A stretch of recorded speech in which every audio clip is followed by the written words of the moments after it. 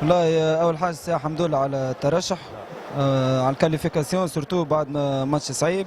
كريت معناها البروغريسيون الكبيره نتاع لي زيكيب افريكان. تشوف معناها ليكيب من الكاميرون تلعب بوند صحيح.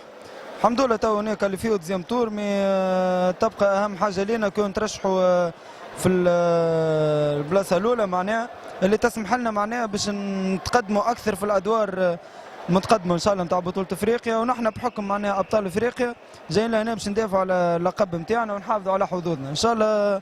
نكملوا في المستوى هذا. صحيح اليوم غلطنا، مازال غدوه ان شاء الله نرقعوا اغلاطنا وبقدره ربي ان شاء الله يكون كان الخير ان شاء الله.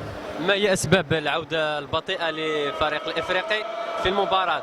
بدايه كانت قويه ثم من بعدين بدات الاداء بدا ينقص شويه شويه. والله نحن بحكم هذا اول لقاء معناها في البطوله الافريقيه الحمد لله وفقنا ربي باش بدينا المباراه بنسق عالي معناها كريت خذينا حتى ليكار بلس 6 بلس 7 ان شاء الله. طاح النيفو شويه صحيح كوز دو لا كونسونتراسيون في وسط الماتش.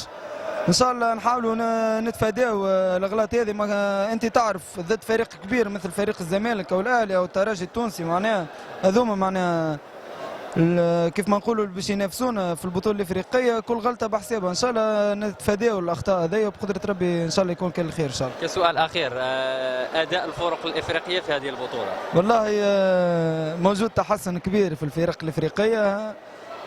لاعبين تحسنوا، الناس الكل تخدم على رواحها. كشفت حتى الفرق المغربيه تحسنت.